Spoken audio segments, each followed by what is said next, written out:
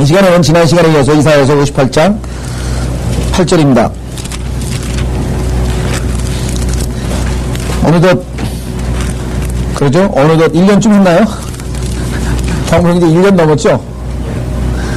테이프 70몇 개째가 된 거 보니까 그냥 이사야서 58장까지 오는데 거의 1년 가까이 우리가 이사야서를 공부했는데 먼저 말씀드리지만 이사야서 66장은 성경 66권과 일치하면서 매 1장은 창세기와 2장은 출애굽기와 3장은 레위기와 이렇게 특징이 다 같습니다. 그래서 우리가 특히 66장은 계시록과 그래서 맞춰보면은 정확하게 그러니까 이사야서를 쓴 사람은 성경이 66권으로 될 것을 알고 있는 분, 즉 하나님께서 물론 전능하신 성령님께서 기록하셨지만 그 기록 방법이 찔로 놀라운 체 아닐 수 없습니다. 그래서 이사야서 39장까지 그 다음에 27장에서 신구약이 딱 부러지게 떨어지면서 여러분 잘 아는 침례인 요한의 외침이 이사야서 40장에 나옵니다. 뭐 상식적으로 여러분들이 늘 말씀드렸습니다만은 제2 이사야라고 해서 마치 이사야서의 앞부분은 이사야가 썼고 뒷부분은 문체가 틀리다고 해서 다른 이사야가 쓴 것처럼 사람들이 얘기하지만 그것은 우리가 공부했던 것처럼 잘못된 견해고 예수 그리스도께서는 이사야서를 인용하면서 앞부분 뒷부분에서 다 인용을 하셨습니다. 동일한 사람이고 늘 말씀드리지만 제가 제 친구에게 편지 쓸 때와 그렇죠? 제가 방해일 형제한테 편지 쓸 때는 효일 형제 잘 있었나 하고 이렇게 썼다고요. 그런데 제가 제 존경하는 스승님에게 효일 뭐 아무리 형제라 그래도 조희환 형제님 안녕 잘 있었나 이렇게 못 쓴다고요. 그렇죠? 조희환 교수님 그동안 평안하셨습니까? 이렇게 쓸 거란 말이에요. 그러니까 문체가 다르다고 해가지고 이사야가 두 사람이다. 이건 말도 안 되는 상식에서 벗어난 얘기입니다. 그래서 이 문제는 우리가 한번 자세히 언급을 했었죠. 자. 계속해서 이사야서 58장의 8절서부터 오늘 하나님 말씀을 공부하도록 하겠습니다. 이사야서 58장 8절에 보면은 자 그러면 내 빛이 아침같이 쏟아질 것이요 내 건강에 속히 솟구칠 것이며 그러는데요. 그 앞부분이 우리가 공부했던 금식에 관한 것이었습니다. 그래서 금식을 하는 동기는 두 가지입니다. 하나님 보시기에는 어떤 사람은요 금식을 하나님께 항의성 불만이 해가지고 왜 하나님이 응답을 안 해주십니까 해서 마치 그저 다 죽어가는 우거지상을 하면서 그냥 막 자기 손을 괴롭게 하면서 금식을 하면서 하나님께 불평불만을 쏟아놓는 그런 형의 금식은 하나님께서 받아주시지 않고 다만 내가 너무나 하나님의 뜻을 사모하고 진리를 사모하고 하나님을 더 사모하는데 육체적인 모든 쾌락이나 이런 것을 다 끊고 하나님 앞에 진실되게 하나님의 뜻을 찾고자 하는 그런 마음으로 나아갈 때 그러면서 뭐예요? 실제적으로는 옳은 일을 의를 행할 때 여기 나와있죠? 의로운 삶을 살면서 금식을 할 때 하나님께서 그 금식을 기뻐 받으시는 거지 아주 그냥 자기는 대단히 종교적으로 하나님 앞에 무슨 뭐라도 하는 것처럼 막 그렇죠? 죽을 상을 하고 그런 거 아닙니다. 우리 주님께서 말씀하신 것처럼 깨끗하게 누가 보든지 금식을 하는지 안 하는지 알지 못하게 하면서 오히려 더 주님의 합당한 하나님의 왕국과 그의 의를 구하는 삶을 살 때 받아주신다고 우리가 영적으로 우리에게 적용했었습니다. 자 그러면은 자 8절에 그러면 내 빛이 아침같이 쏟아질 것이요 내 건강이 속히 솟구칠 것이며 내 의가 앞서갈 것이요 주의 영광이 내 후위가 되리라고 했는데요. 자 1차적으로 이것은 이스라엘이 나중에 이스라엘이 회복이 되어서 이방인들에게 빛이 되고 그 다음에 이스라엘이 완전히 회복이 되고 그 다음엔 이스라엘의 의가 참으로 온 세상에 드러나고 그렇게 되면 주님께서 그들을 후위는 돌본다는 말이죠. 하나님의 영광이 그들을 돌본다는 그러한 1차적으로 교리적으로 이스라엘에게 적용할 수 있는 구절입니다. 그러나 우리는 성경은 이스라엘에게만 교리적으로 이 구절을 적용하라고 되어 있는 것이 아니라 역사적으로는 누굽니까? 이 당시에 살고 있었던 이스라엘 교리적으로는 미래의 이스라엘의 회복이 될 환란시대의 이스라엘 그러나 일상적으로 우리에게 내일의 삶에 적용해 볼 수가 있겠습니다. 자 우리가 주님 앞에 합당한 삶을 살게 되면 내 빛이 아침같이 쏟아질 것이요 성경에 보니까 예수 그리스도께서 세상에 빛이시면서 우리 보고 역시 빛이라고 말씀하셨습니다. 또 내 건강이 속히 솟구칠 것이요 자 하나님 앞에 합당하게 사는 사람은 뭡니까? 너희 행실을 보고 이방인들이 하나님께 영광을 돌린다고 했죠. 어둠 가운데 있지 않습니다. 항상 빛 가운데 거할 수 있습니다. 뿐만 아니라 내 건강이 솟구칠 것이요. 자, 우리는 이 건강 문제가 나오면은 마치 바이블 빌리버들은 하나님께서 소위 말하면 초자연적인 능력으로 치유를 하실 수 있는 것을 안 믿는 것처럼, 우리가 얘기할 때 왜 신유에 대해서 우리가 상당히 부정적인 반응을 많이 보이다 보니까 당신들은 신유도 안 믿느냐 그러는데, 신유는 믿습니다. 신유를 안 믿으면 어떻게 해요? 우리 교회도 지금 환자들이 많이 있는데 그 환자들이 다 하나님의 신유, 치유해 주시는 손길을 우리가 의지해서 지금껏 또 치유를 받고 있고, 도움도 받고 있고, 치유도 받고 있고, 즉 디바인 힐링은 저희는 믿습니다. 그렇죠?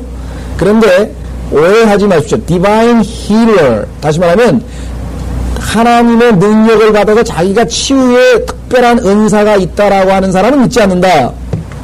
왜냐? 이 치유와 방언이라고 하는 것은 이스라엘에게 주어진 표적입니다.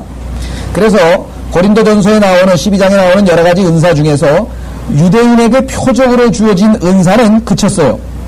그래서 방언도 그쳤죠? 그 다음에 방언이 혹시 있었다면 그게 외국어인지 아니면 진짜 요즘에 얘기하는 할라또 또 퀘셜라 마샬라인지는 모르지만 하여간 이상한 언노운 텅이 있었다 손 치더라도 일단 표적으로서의 그 기능이 상실됐고, 왜? 이스라엘이 지금 배교에 들어가서 지금 현재로서는 이스라엘은 하나님께서 다루시지 않고 있으니까. 뿐만 아니라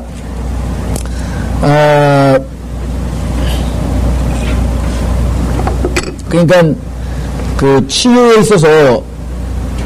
있어서 이스라엘, 방언도 그렇고 치유도 그렇고 이스라엘에게 표적으로 주어진 것이기 때문에 사도 시대를 끝으로 해서 일단 끝났다. 증거는 어디 있습니까? 제일 쉬운 치유의 표적은 여러분 잘 아시는 것처럼 사도 바울이 얼마만큼 놀라운 능력을 행했어요. 표적. 많은 사람들을 치유시켰는데 실제적으로 사도 바울의 사역이 끝날 무렵쯤 되게 되면 그는 뭐예요? 자기가 동역자 누굽니까? 밀레토에다 남겨놓은 후메네오인가요? 밀레토에다가 자기 동역자를 아파서 내버려 두고 올 수밖에 없었죠.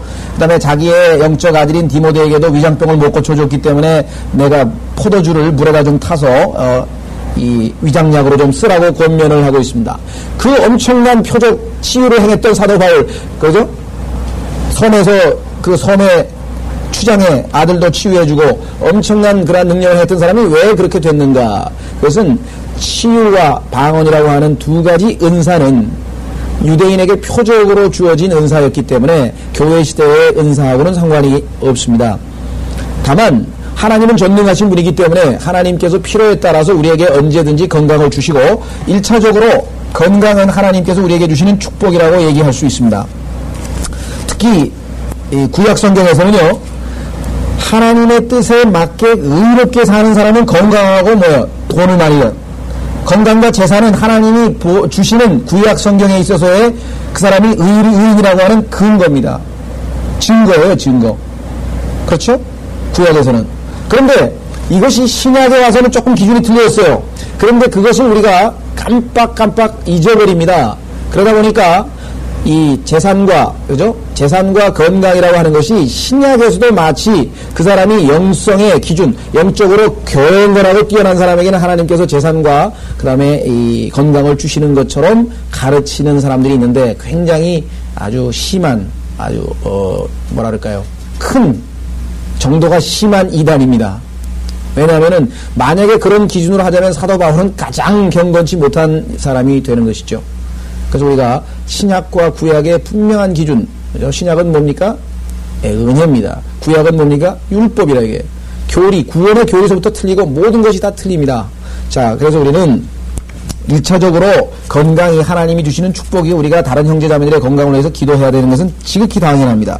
요한 2서, 여러분 잘 아시는 요한 3서. 5박자 구원인가요? 3박자 구원인가요? 지금 기억이 잘 안 나는데. 하여간 우리가 잘 아는 은사주의자들이 자주 얘기하는 그 구절이 잘못된 게 아니에요. 전혀. 그런데 그 구절을 너무 지나치게 침소봉대? 너무 그것을 부각시키면 안 되죠. 그죠? 대한민국에 가니까 달동네밖에 없다. 서울에 가니까 달동네밖에 없더라. 그렇게 얘기하면 안 되죠. 달동네도 있죠. 그러나 잘 사는 데도 있잖아요. 또 어떤 사람은 대한민국에 가니까 아파트밖에 없더라. 서울에 가니까. 아니죠. 한옥 집도 있죠. 그러니까 한 가지만 얘기하면 안 된다 얘기. 자, 요한 3서 2절에 보면은 사랑하는 자여 무엇보다도 내 혼이 잘됨 같이, 중요한 건 혼이에요. 먼저가 혼이에요, 혼. 그죠? 내 혼이 잘됨 같이 내가 번성하고 강건하기를 바라더라. 그래서 강건이란 말은요, in health. 더 정확하게 하면 건강 안에 있기를 바란다. 그죠? 건강하기를 바란다. 그래서 건강은 하나님이 주신 물론 축복입니다. 그러나 하나님께서는 특별한 이유가 있을 때에는 우리에게 건강을 허락지 않으실 수도 있습니다.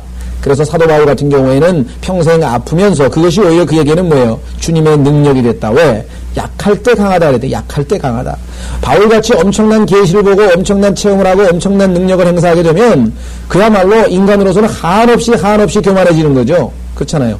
그렇기 때문에 하나님께서 그에게 아주 이 사탄의 가시죠? 사탄의 사자인 육체의 가시를 갖다 하나 딱 두셔가지고 그로 하여금 항상 경계하도록 자고 즉 교만하지 못하도록 했다고 사도 바울은 고백하고 있습니다.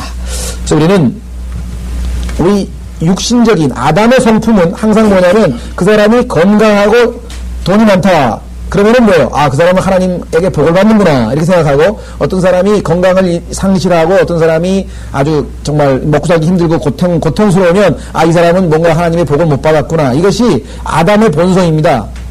또 구약시대는 실제로 그게 그랬고 여러분 잘 아시는 욥의 친구 세 사람 있죠? 그래서 우리는 항상 욥의 친구같이 되지 말라. 왜?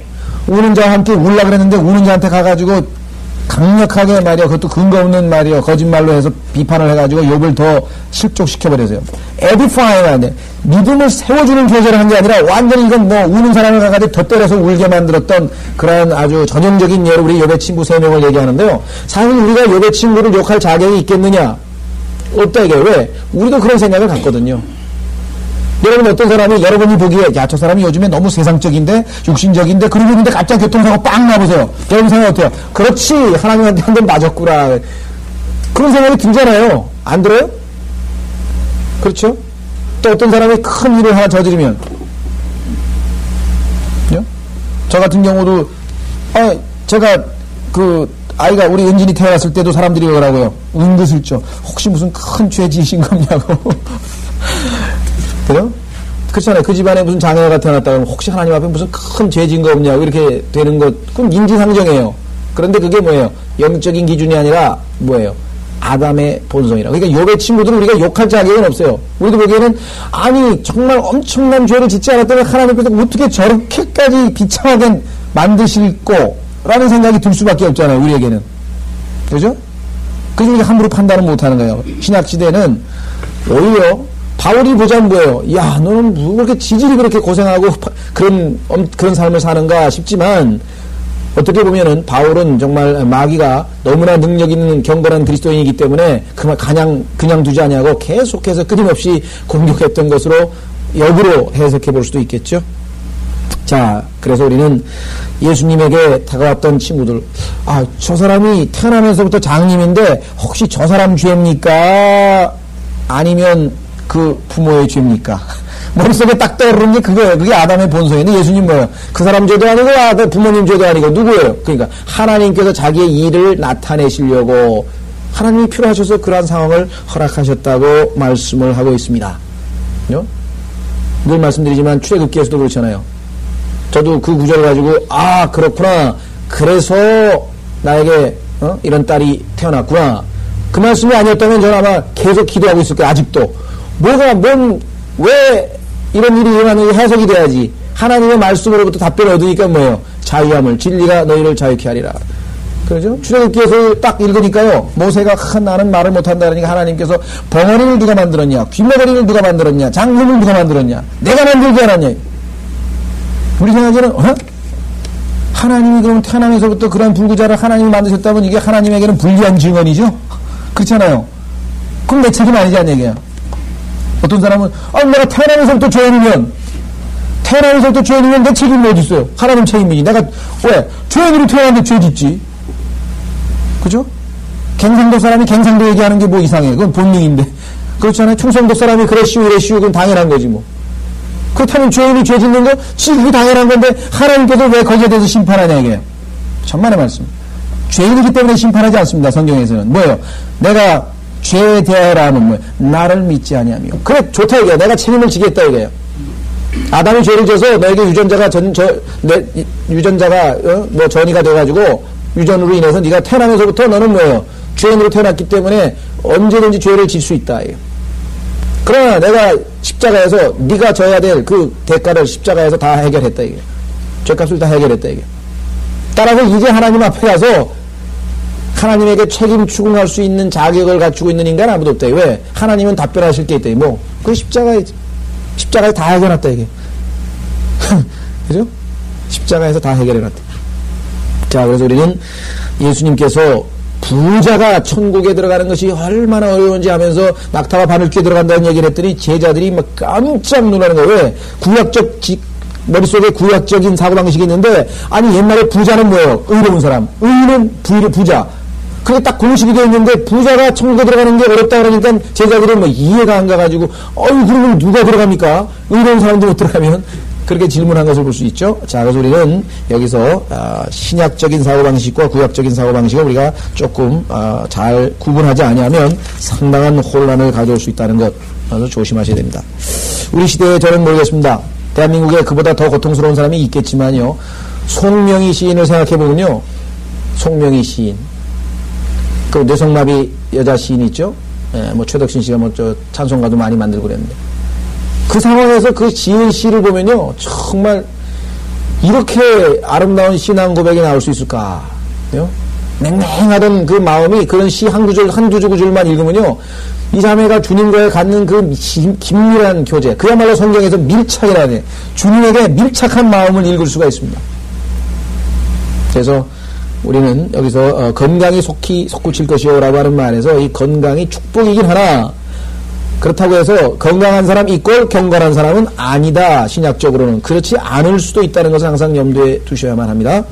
오늘날 같이 특히 경건을 이익으로 생각하는 사람들, 근데 놀라운 거는요, 그런 사람과 결별하라고 성경에서 얘기했습니다. 그래서 우리가 은사주의자를 가까이 하지 않는 것은 물론 그 형제들에게 우리가 도움이 되는 말씀도 전하고 도와줄 수 있지만요, 받아들이지 않으려고 할 때는 어쩔 수 없거든요. 왜? 이 사람들은 사고방식이 이 디모데 전서 보십시오. 6장 5절. 오늘 굉장히 아주 중요한 구절인데요. 디모데 전서 6장 5절입니다. 그래서 이 구절이 변개가 되어 있죠. 디모데 전서 6장 5절에 보시면 마음이 부패하고 진리를 상실하며 그 다음에 이익이 경건이라 생각하는 사람들 이렇게 되어 있습니다. 그런데 제가 알기로 나와 개혁성경에는 경건을 이익의 수단으로 뭐 이렇게 되어 있죠? 경건을 이익의 수단으로 이용해 먹는 사람들 아마 이렇게 되어 있을 겁니다. 그 의미가 아니에요.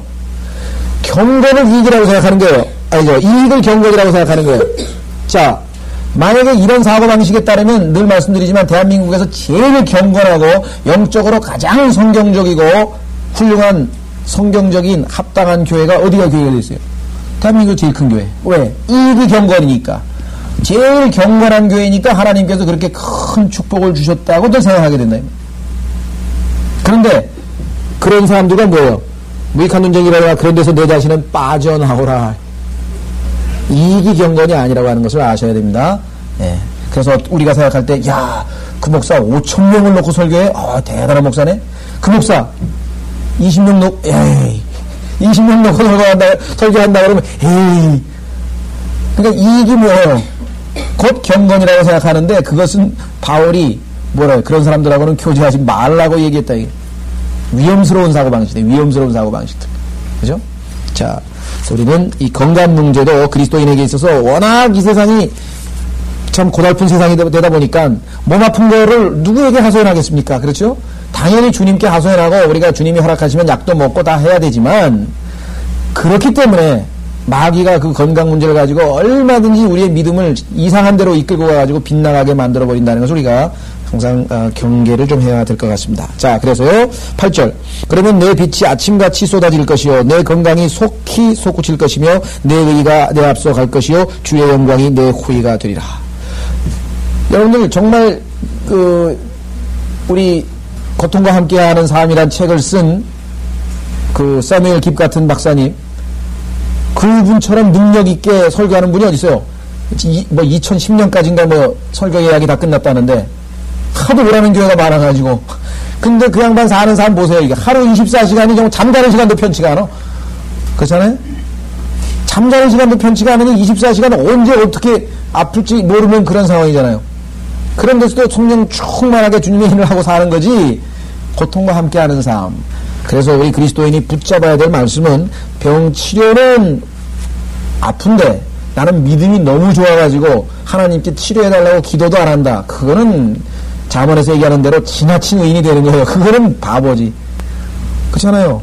아픈데 애가 엄마 마음 내가 아프다 그러면 엄마가 마음이 불편하실까봐 아픈데 끙끙 앓고 있으면서 엄마한테 아빠한테 얘기를 안 하면 그건 뭐예요? 그건 자기의죠. 자기의. 하나님 앞에 전능하신 분에게 하나님의 뜻이면 고쳐주십시오 라고 기도를 한 후에 그러나 하나님께서 왜 이 병을 주셨는지 더 깊이 있게 내가 영적으로 유익을 얻게 해주십시오 이렇게 기도하는 거는 당연하지만 아예 유치하게 뭐 그거 고쳐달라고 기도하냐고 아니 이런 사람도 있다고요 또 너무 믿음이 좋은 사람인데 그건 성경에서 합당한 믿음은 아닙니다. 당연히 치료에 고쳐달라고 기도는 해야 돼요. 그렇죠.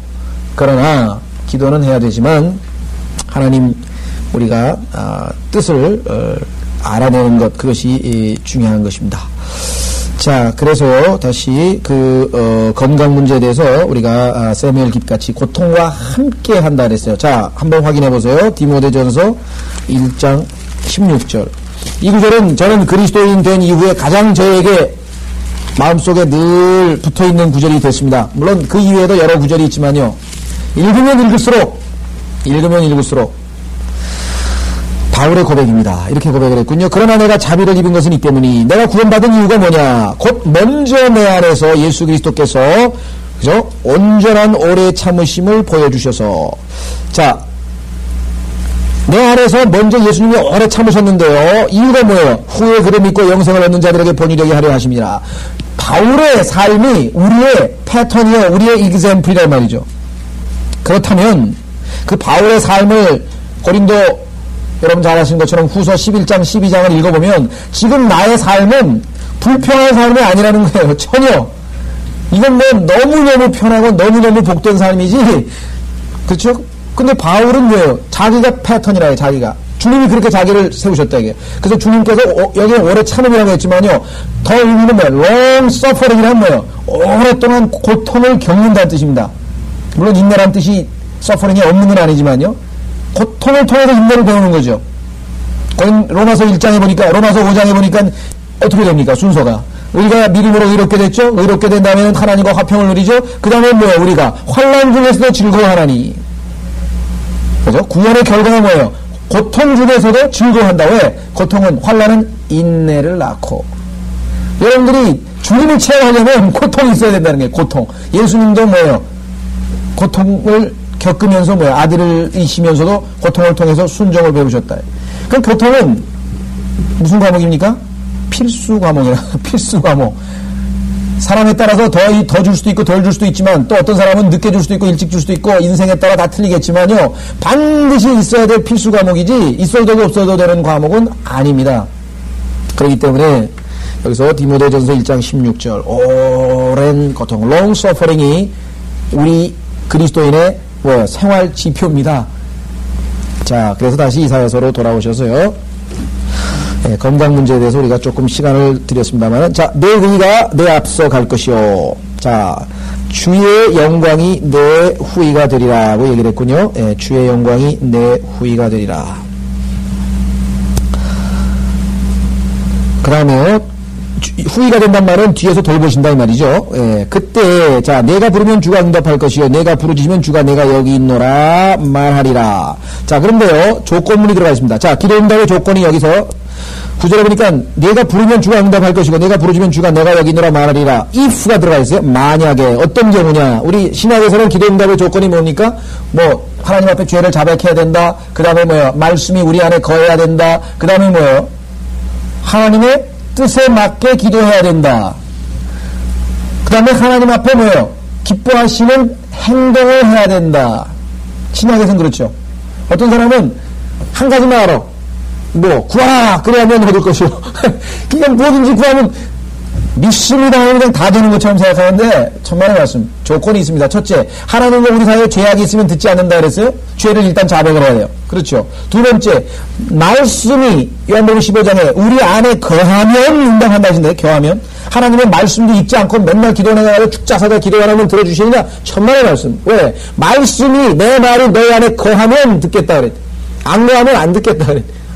생각해보세요. 일방적으로 가가지고 하나님이 무슨 우리 하소연 들어주는 사람이니까 쫙 자기 할 얘기만 1시간, 2시간 실컷 떠들다가 하나님 보고 다 해달라고? 아니. 하나님 말씀을 읽으라, 이게. 하나님 말씀을 읽으라, 이게. 먼저 읽으라, 이게. 그러면 뭐예요? 그 말씀이 거하면 내가 합당하게 강구가 돼. 그렇죠? 그 다음에 뭐예요? 하나님의 뜻대로 구하면, 하나님의 뜻대로 구할 수 있는 조건이 뭐예요? 당연히 말씀을 읽어야 하나님의 뜻대로 기도를 하게 돼 있다고요. 유명한 조지 밀러에 대해서 사람들이 5만 번 기도 응답을 받았단다. 그것만 알죠? 200번 성경 읽었다는 얘기를 왜 안 하냐고요. 조지 밀러는 5만 번 기도 응답을 받을 수밖에 없어요. 왜? 전부 하나님의 뜻에 합당한 기도만 했으니까.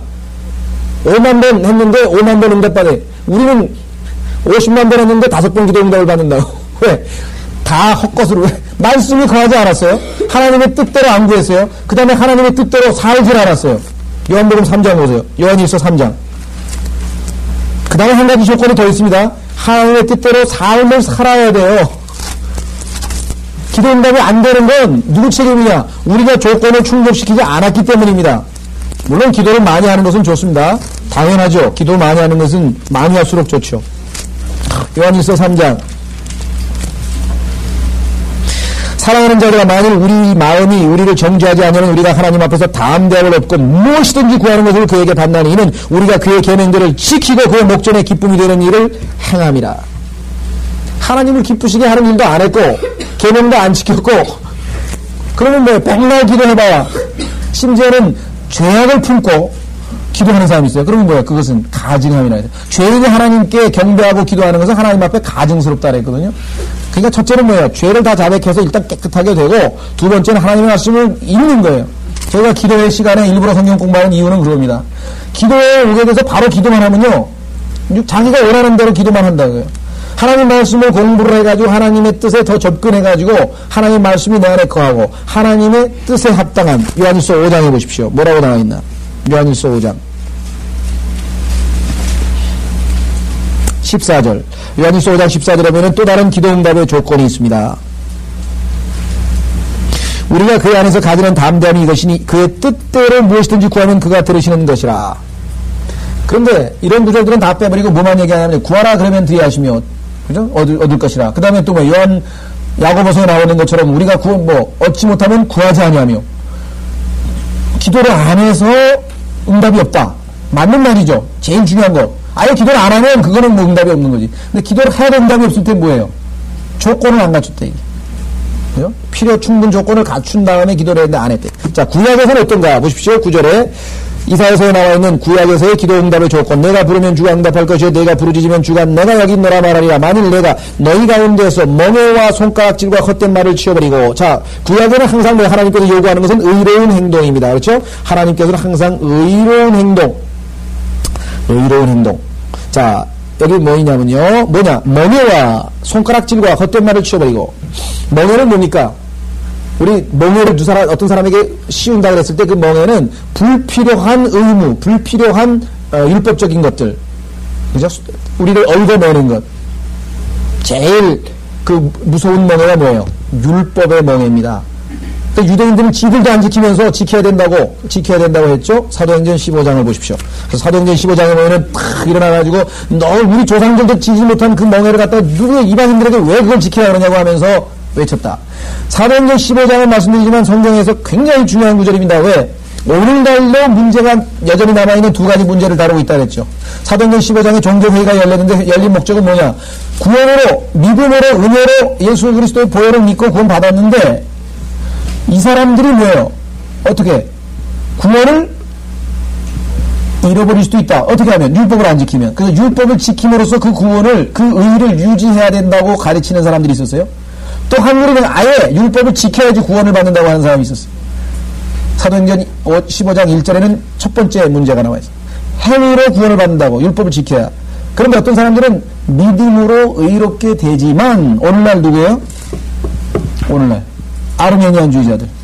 그죠? 특히 성결교, 감리교, 그다음에 오순절 이런 사람들은 뭐예요? 구원을 받았다가 우리가 성결케 계속 성화되지 못하고 자꾸 죄를 짓고 반복 죄를 지면은 구원을 잃어버릴 수도 있다고 가르치죠? 그 문제가 바로 사도행전 15장 6절에서 다루어졌습니다. 그 문제에 대한 응답 가운데 사도행전 15장에 뭐라고 하나 보세요. 사도행전 15장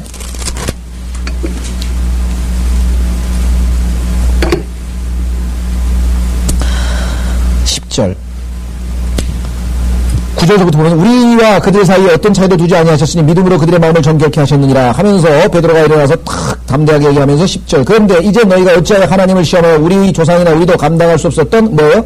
멍에, 여기 나오죠? 예, 멍에를 제자들의 목에 걸려고 하느냐. 그러면서 우리는 주 예수 그리스도의 은혜로 구원받는 것을 믿으며 그들도 마찬가지다. 유대인도 믿음으로 구원받고 이방인도 믿음으로 구원받고 그런데 왜 또 율법을 지켜야 된다고 하면서 또 지켜야만 한다고 하면서 쓸데없는 얘기를 하냐고 지금 얘기했습니다.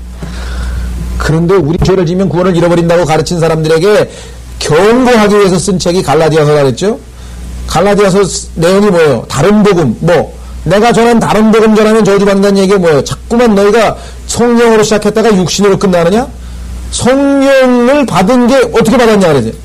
믿음으로 성령 받았는데 어떻게 너는 그 성령이 떠나가지 말라고 육신으로 선행으로 붙들려고 그거를 전혀 엉뚱한 얘기죠.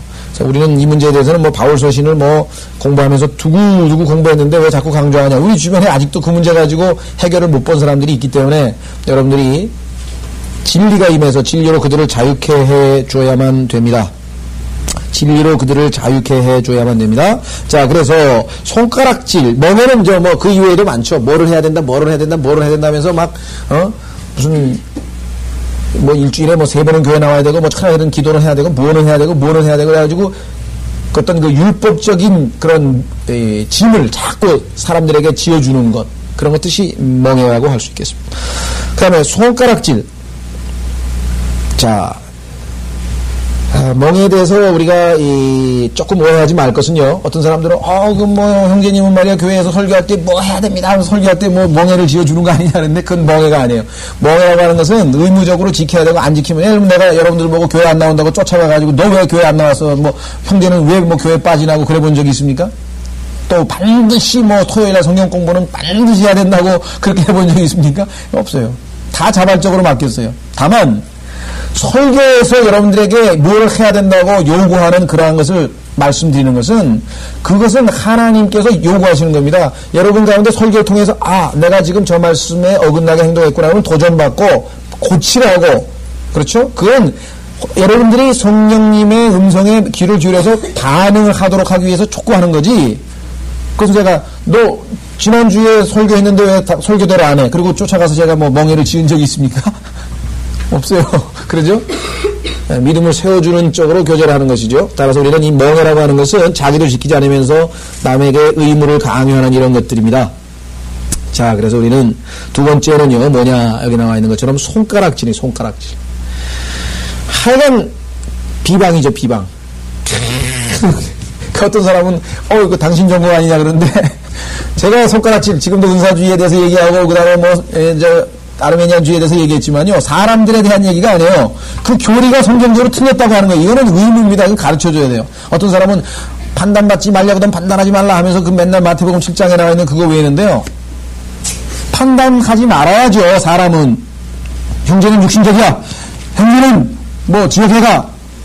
형제는 구원을 잃어버릴 것 같아. 형제는 영적으로 베이비야. 아직도 스피리추얼맨이 못 됐어. 이런 얘기는 내가 안 합니다. 그렇죠? 판단 안 해요. 그러나 어떤 사람이 어떤 교리를 가르치는데 그것이 비성경적이다. 이건 판단을 해야 돼요. 왜? 성경에 보니까 고린도전서 3장이 뭐예요? Everything, all the things, 모든 것을 영적인 사람은 모든 것을 판단할 수 있다. 그러니까 어떤 사람이 당신이 그럼 영적인 사람입니까? 성경을 가지고 판단할 수 있다 이거예요. 성경을 가지고 영적인 것은 영적인 것으로 비교하니까 성경에 의하면 이 교리는 틀렸다. 구원을 잊어버린다고 하는 교리는 틀렸다. 구원은 뭐예요? 하나님이 주시는 선물이요, 우리의 행위에 하는 아무 상관없이 예수 그리스도의 공로로 거저주신 것이기 때문에 잊어버릴 수가 없다. 만약에 그렇게 다르게 가르치면 어떻게 돼요? 구원을 만약에 행위로 지켜야 된다 그러면 그때는 바울과 같이 정말 성령 충만하면 그렇게 얘기하고 성령 충만 못하면 교제하지 맙시다 그러고 헤어지고요. 성령 충만하면 뭐예요? 그런 복음을 전하는 자는 저주를 받으리라. 바울이 성령 충만하니까 그렇게 얘기했죠? 우리는 그 얘기하면 너무 지독한 얘기 할까봐 감히 잘 못하지만요. 바울은 했다 이게 바로. 바울은 아주 담대하게 우리 주변에 우리가 어떻게 아르메니안 주의자에게 그런 얘기 하겠어요? 웨슬리 같이 훌륭한 분도 계셨는데 무지해서 그럴 수도 있었잖아요. 그러니까 우리는 함부로 잘 못하지만 그것을 계속해서 가르친다면 우리는 그들과는 교제는 물론 못합니다. 자, 그래서요, 우리는 손가락질, 이 비방인데요. 비방. 개인을 놓고, 그죠? 무슨 비방하는 것. 그런 것은 금하고. 그 다음에 헛된 말. 헛된 말이라고 하는 것은요, 한마디로 하면 무익한 말입니다. 우리가 어떤 형제에게 무슨 한마디를 하고 교회에서 성경을 가르치든 프리칭을 하든 그것이 다 뭐예요? 사람들의 믿음을 세워주고 그 사람의 믿음을 세워주고 그 사람을 도전을 줘서 또 찔림을 받게 해서 어떤 그런 목적으로 하는 거지. 내가 그 사람보다 우월하다든가 그 사람을 어떤 경시한다든가 그런 차원에서 하는 거하고는 틀립니다. 그래서 우리는 여기에 나와 있는 것처럼 자, 멍에와 손가락질과 헛된 말을 치워버리고 자, 그 다음에 어떻게 합니까? 만일 내 혼을 굶주린 자에게 주어 괴로워하는 혼을 만족해 하면 자, 기도 응답의 조건입니다. 구약시대에는 행위로 의로운 행위가 있어야 돼요. 하나님 앞에 하나님께서 아브라함을 테스팅했던 것처럼 이삭을 바쳐야 되죠. 예, 이삭을 바쳐야 됩니다. 자, 내 혼을 굶주린 자에게 주어 괴로운 한을 만족해 하면 어떤 사람은 굶주린 자? 가만있어 봐. 그러면 굶주린 자에게 혼을 만족한다 그러면 굶주린 거는 우리가 육체적인 거 아니에요. 혼은 이상하다 어째? 자, 여기서 또 교리적인 문제가 들어가게 될 것 같습니다. 그 얘기는 뭐냐면 구약에서는요, 혼과 육이 몸과 혼이 하나로 들러붙어 있게 됩니다. 그래서 이것을 로마서 7장에서는 바울이 뭐라고 얘기했냐면 우리 옛사람이 우리의 육체가 그죠? 우리의 육체가 옛 남편이고 우리의 혼이 뭐예요? 지금 여자죠? 그래서 혼인에 대해 옛날에는 하나가 돼버렸다 이게. 그래서 구약에서는요, 어떤 사람이 시체를 만지면 더럽혀지죠. 그런데 어떤 혼이 시체를 만지면 더럽혀진다 그랬어요. 근데 실제적으로 우리가 만약에 죽은 시체를 만지면 우리의 육체가 더럽혀지는 거죠. 그럼에도 불구하고 혼이 더럽혀진다 그랬어요. 왜? 혼하고 육하고 들러붙어 있기 때문에. 그래서 씻으면 어떻게 돼요? 하나님께서 이제 일주일 동안 진영 밖에 나가서 어떻게 하고 여러 가지 율법 조항인데 그것을 다 그대로 지키고 이제 씻으면 실제로 씻기는 뭘 씻었어요? 물로. 육체를 씻었는데 혼이 정결해져 되게. 왜? 들러붙어 있기 때문에 육체하고 혼이 주고받는 말로 쓰입니다. 실제적으로 아나니아라고 하는 사람은요, 그런 구약적인 배경을 가지고 있었기 때문에 사도행전 20장에서 우리가 생각할 때는 교리적으로 신약교리하고 틀린 발언을 한 겁니다. 확인해 보십시오. 사도행전 20장 보면은, 이게 뭔 소리요? 말이 안 맞는 소리가 나와요?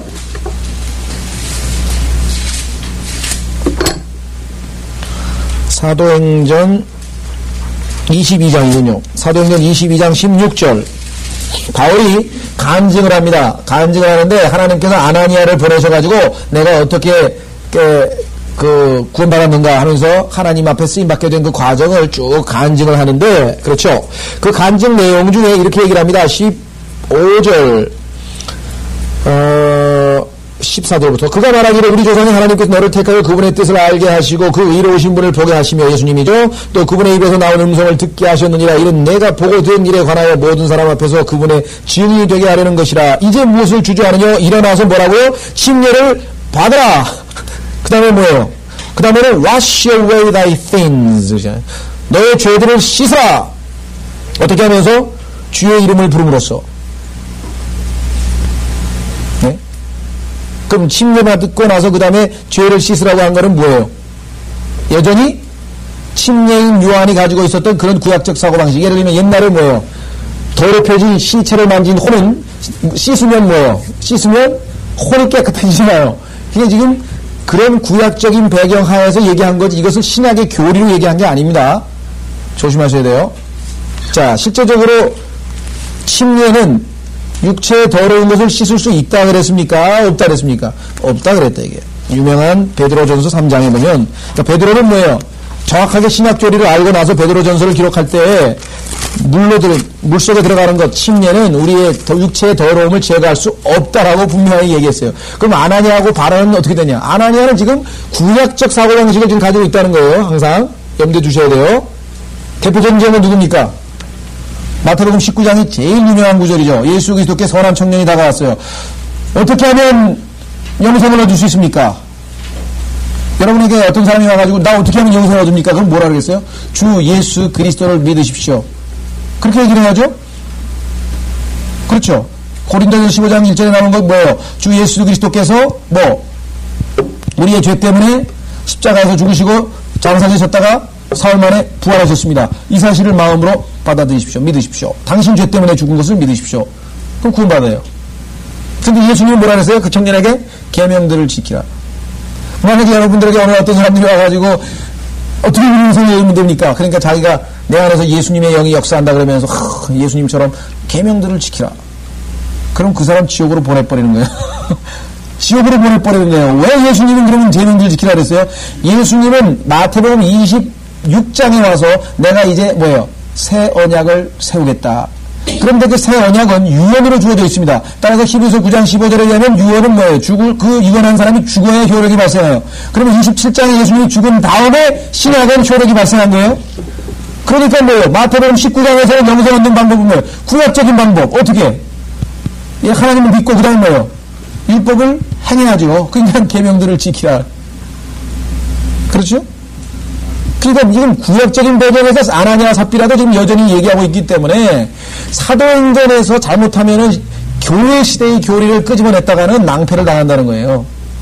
그래서 로마서서부터 빌레몬서까지 우리 그리스도인들에게 왜 바울이 이방인의 일꾼으로 하나님이 주셨고 그 바울을 통해서 우리 교회 시대에 정확한 교리를 주셨다는 거예요. 다만 창세기부터 계시록 전체까지가 하나님 말씀인데 그것은 때로는 우리에게 교리는 우리에게 해당되지 않죠. 그러나 성경의 기록 목적은 첫째가 교리요. 두 번째 디모데후서 3장 16절에 책망과 바르게 배움과 의로 훈육함. 그러니까 로마서 15장 4절에서 우리는 배우게 하려고 구약성경이 기록됐다 그랬어요. 옛날 기록된 것은. 또 고린도서 10장에서 우리를 훈계하기 위해서 구약성경이 기록됐다. 그러니까 영적으로 우리에게 적용할 수 있죠. 얼마든지. 배운다게 구약에서 하나님께 이렇게 마음이 떨어가지고 솔로몬이 드디어 그 잘못된 여자들 때문에 이렇게 해서 우상숭배를 했구나. 마음을 지켜야 되겠구나. 그럼 우리에게 영적으로 적용되지만, 그렇죠?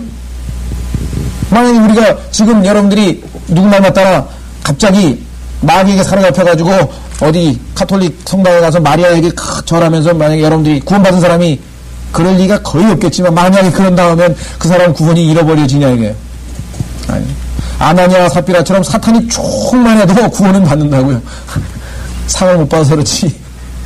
그죠? 그러니까 우리가 사도행전을 조심해야 된다고 늘 강조하는 얘기는 이런 구절들이 가끔가다 튀어나옵니다. 자, 그래서 우리는 다시 돌아와서 이사야서 58장에서 이 혼이라고 하는 용어는 구약에서는 몸과 병행해서 쓰이고 여기서는 그냥 사람이란 뜻으로 쓰였습니다. 누구든지 사람, 모든 그저 고통을 당하는 사람이란 의미로 쓰였습니다. 그래서 신약적으로 우리는 이 혼에 대해서 이미 자세하게 공부를 많이 했기 때문에 오늘을 여기서는 얘기를 하지 않습니다. 예. 자, 그래서 계속해서 괴로워하는 혼을 만족해 하면 우리는 신약적으로 적용하면 하나님의 말씀으로 여러분들이 사람들에게 섬기면 하나님의 말씀으로 그들을 믿음을 세워주고 이렇게 하는 것이죠. 자, 그럼 어떻게 돼요? 내 빛이 어두컴컴한 곳에서 솟아나서 내 어두움이 정오와 같이 되리라. 이것이 주님께서 기도 응답에 대한 약속입니다. 그렇죠? 기도 응답에 대한 약속. 자, 여기서 굶주린 자라고 그랬는데요. 굶주린 자. 신학적으로도 우리가 얼마든지 적용해 볼 수가 있습니다. 고린도후서 10장 9절에 보시면 고린도후서 10장 9절. 어떤 사람은 당신들 교회에서는 왜 가난한 사람들에게 구제하는 것에 대해서 그렇게 별로 후한 점수를 주지 않느냐 그렇게 얘기를 하신 분이 우리 주변에 있습니다. 왜? 우리가 고아원 짓는다든가 우리가 양로원 짓는다든가 특히 로마 카톨릭이라든가 또 은사주의자들이라든가 또 한국교회의 이 사회복음을 외치는 사람들이 그러한 사회사업을 하면서 굉장히 마치 하나님께 영광을 돌리는 것처럼 얘기를 했는데 우리는 그것에 대해서는 굉장히 비판적이었어요. 그렇죠? 하나님께서 주님의 몸된 교회에게 그런 일을 시킨 적이 없다 이게.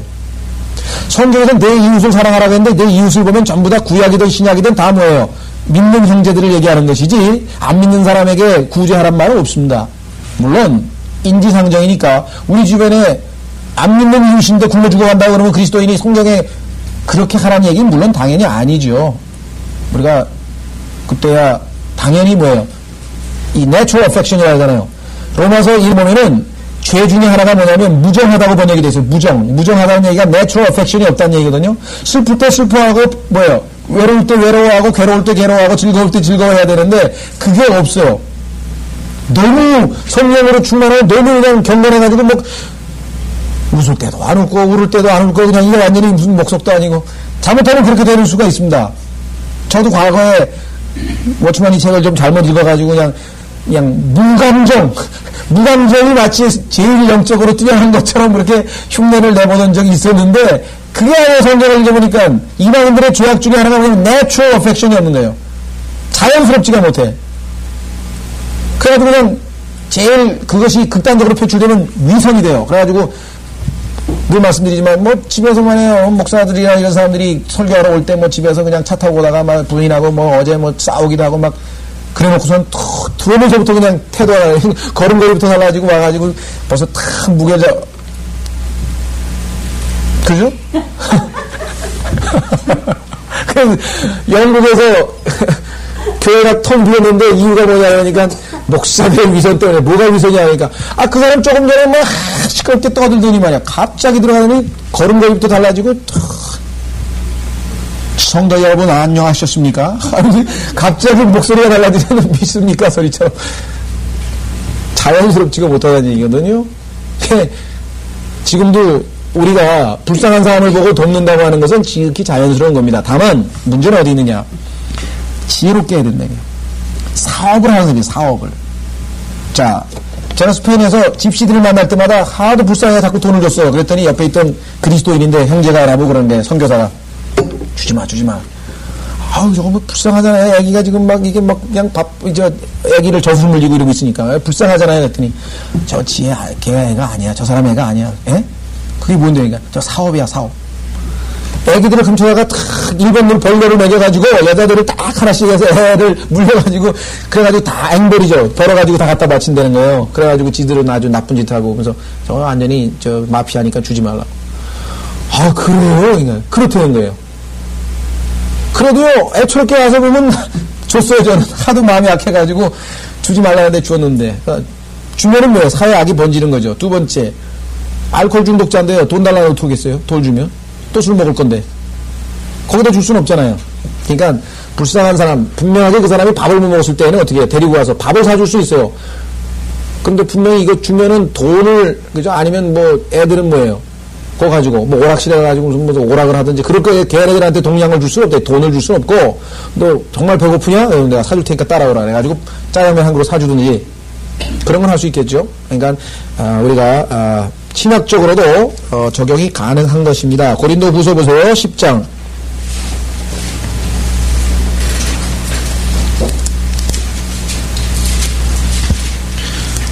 고린도후서 10장이 아닌가요?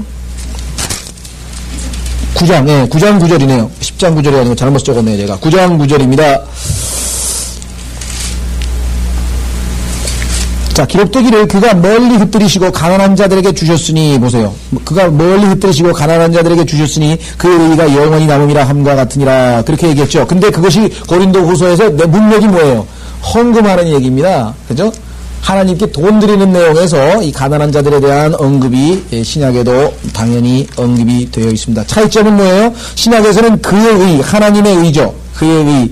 그죠? 예. 하나님의 의인데 반해서 이사야서 59장에 보면은 58장에 보면은 뭐예요? 너의 의입니다. 내 의. 8장 둘째 줄에 보면은 내 의가 앞서간다 그랬죠? 내 의.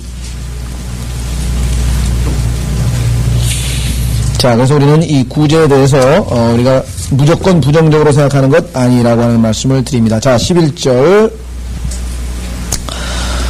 또 주는 너를 계속하여 가뭄에서도 내 혼을 만족해 하며 내 뼈를 살찌게 하리니 그러면 너는 물된 동산 같을 것이며 물이 끊기지 않는 샘물 같으리라. 자, 구약에서도 주님께서 그들에게 혼을 만족해 하고 뼈를 살찌게 하고 모든 것으로 축복을 주시겠다고 약속을 했습니다. 자, 우리 신약에서도요, 그리스도인들도 마찬가지입니다. 주님께서 주시는 축복에 대한 약속, 우리가 샘물, 여기 보세요. 어떤 샘물입니까? 끊기지 않는 샘물.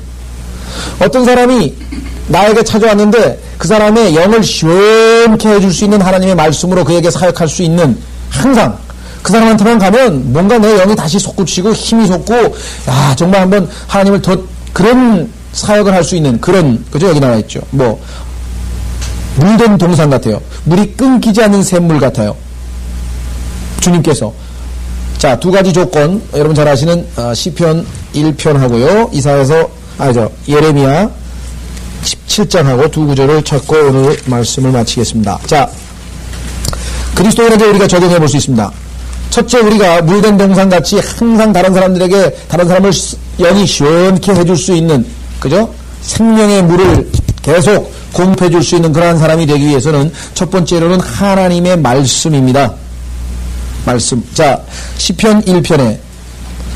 그러니까요, 제가 정말 깜짝 놀란 게 옛날에 브라이언 도노반 왔을 때 일주일 동안 제가 쫓아다니면서 통역도 하고 이렇게 같이 했는데 정말 쉬워요. 왜? 뭘 물어보고 답답하고 물어보면 그냥 성경 구절이 그냥 잘 그냥 수도꼭지 틀면 그냥 뭘 물어보면 그냥 성경 구절 몇 구절 탁 가르쳐줘요. 그러면 탁 읽어보면 아 그렇구나. 뭘 뭐라고 하면 군더더기가 없어요. 성경 구절 탁 펴가지고 읽어보라 그래요. 딱 보면 거기에 답이 있어요. 네? 그러니까 그런 사람들이 바로 물된 동산이죠. 자, 시편 1편 보십시오. 뭐라고 했나? 복 있는 사람은 악인들의 관계를 따르지 아니하며 죄인들의 길에 서지 아니하며 조롱하는 자들의 자리에 앉지 아니함도다. 그의 즐거움이 뭐 있다고요? 주의 법에 있으니 그랬습니다. 그가 주의 법을 주야로 묵상하는도다. 게일 립링거 자매는 아주 재밌는 말을 했는데요. 나만이 7번 요단강의 물속에 들어갔다 나왔다 하니 어떻게 됐어요? 문둥병이 다 났죠. 하나님의 말씀에 하루에 한 번씩 목욕을 하라 이거야. 킹제임 성경에 하루에 한 번씩 푹 담갔다 남갔다 하면 죄악이 그냥 싹 씻겨진다고.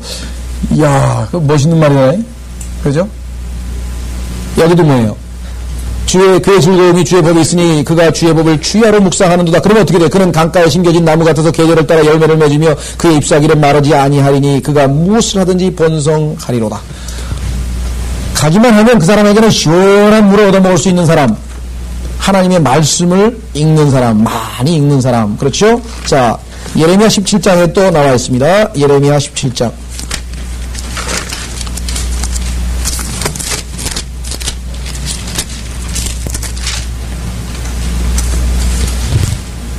자, 예레미야 17장 이렇게 나와 있습니다. 5절 주가 이같이 말하더라. 사람을 신뢰하는 사람과 육신을 그의 무기로 삼는 사람과 그의 마음이 주로부터 떠난 사람은 저주를 받으리라.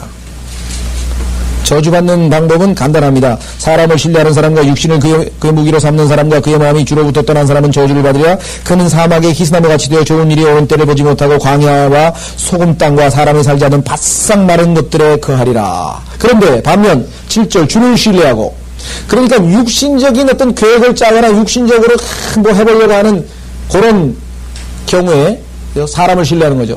하나님의 말씀, 하나님을 신뢰합니다. 주를 신뢰하고 그의 소망을 주께 두는 사람은 복이 있도다. 그럼 어떻게 돼요? 주와 주의 말씀 같이 가죠. 항상. 그는 물가에 심겨진 나무가 강가에 그 뿌리가 뻗침과 같아서 더위가 와도 걱정하지 않고 그 잎이 푸르러 가뭄에 해도 염려하지 않고 열매를 맺는 것도 그치지 아니할 것임이라 이렇게 나와있죠. 우리는 실제적으로 그리스도인들에게도 유대인들에게 이스라엘에게 주시는 그 축복을 동일하게 받을 수가 있습니다. 그래서 이사야서 58장에 오늘 조금 길어졌는데요. 11절까지 했죠. 11절. 그래서 12절은 뭐 특별한 주석을 하지 않겠습니다. 12절 보십시오. 오늘 12절까지 하고 패러그래프가 바뀌는 13절서부터 다음 주에 합니다. 내게서 날 자들이 옛 황폐한 것들을 세울 것이요 내가 많은 세대의 기초를 일으켜 세우리니 과연 내가 뭐야? 파괴된 것의 보수자, 믿음을 세워주는 사람이에요. 우리가 또 거주지로 가는 길을 복구하는 자라 불리리. 상처 입고 실족하고 타락하고 이런 형제들이 찾아오면 그를 욕하고 그를 더 막 무너뜨리는 게 아니라 뭐요? 그로 하여금 다시 일으켜서 세움을 입고, 그죠? 생명수를 넣어줘서 사마리아 사람처럼 치유해서 일으켜 세우는 그러한 그죠? 긍정적인 믿음을 세우는 에디파잉 하는 그러한 사역을 할 수 있게 되는 것은 그리스도인에게는 하나님의 말씀, 그 다음에 하나님을, 육신을 신뢰하지 않냐고 하나님을 신뢰하는 것이죠. 다음 시간에 13절부터 하겠습니다.